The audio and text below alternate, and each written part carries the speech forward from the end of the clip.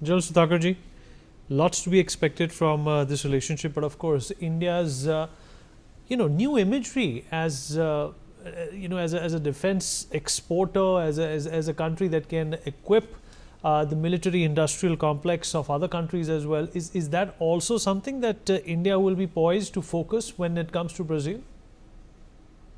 Yeah, Vinit, good evening. Thank you for getting me to your show. A lot. I think it's a strategic move undertaken by our top leadership. Basically, how I look at the visit of Prime Minister to Brazil is that having outlined the very concept and the roadmap of India, that is to be a developed country by 2047 or earlier, and also grow into a $30 trillion economy or more in this time stipulated time frame. To me, what appears is that our Honorable Prime Minister is shaping the environment for next couple of years. How would you, what is the need? What is the requirement? You see, India, whether correct or incorrect, very distinguished panelists would bear me out. We have pulled back from the regional economic cooperation, regional comprehensive economic partnership.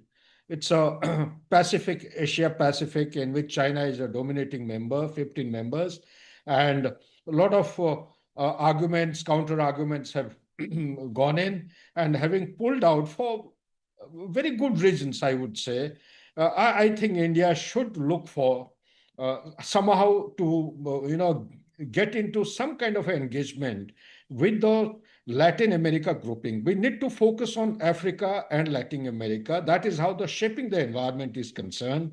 When you look at the timeline ahead, the need, the centrality of the economy is going to be driven by technology. Technology is going to be driven by critical mineral.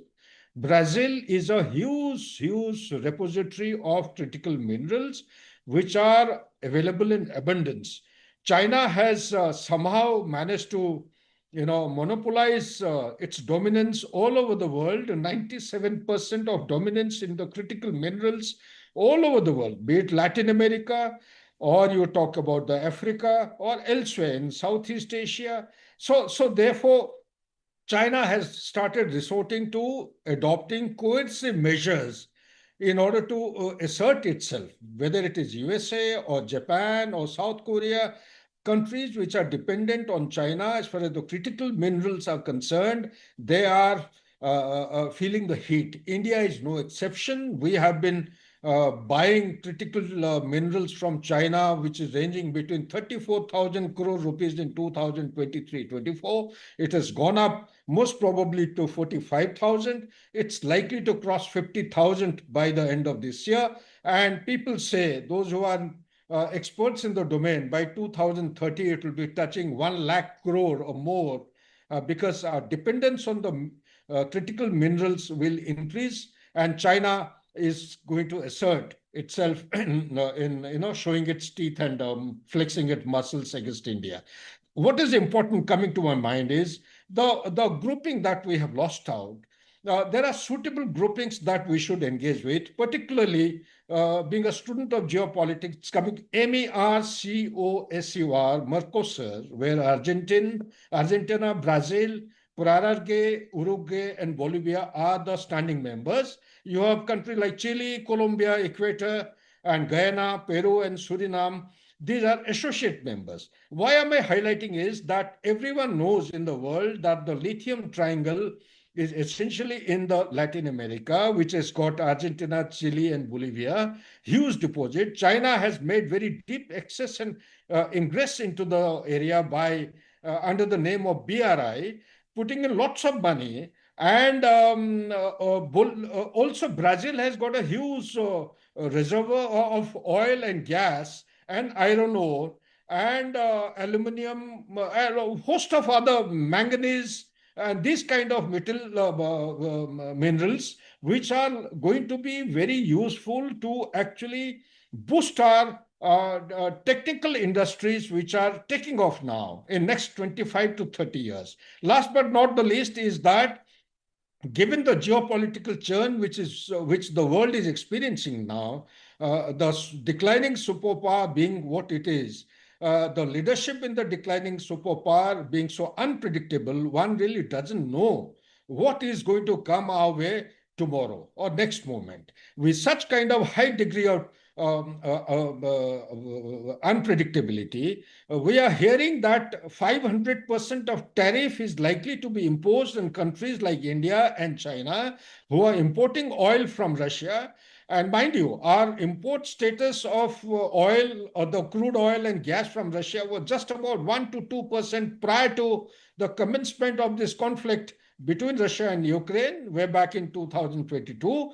Now it has gone up to somewhere close to 42, 44% of our entire import, and 50 to 53% is from Saudi Arabia, UAE, and Iraq, and the rest of 7% is from Africa, Latin America. So this is a kind of a option.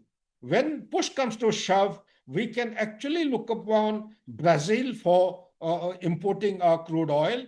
And last but not the least, you have raised a point regarding the defense products.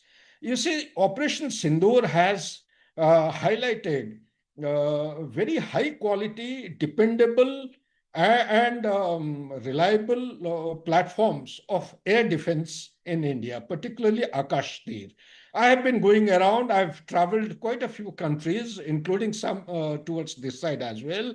The Akash Tir, the air defense, which actually prevented everything, starting from a small projectile artillery shell to drones to missiles. And not a single one could actually penetrate through this particular air defense, stretching from Baramulla and right up to Bhuj over a distance of 2,100 kilometers, not like what Israel has. Look at the distance and the time. See, defending such a huge territory and protecting any kind of onslaught by Sure, sir. Pakistan missiles is actually a big achievement.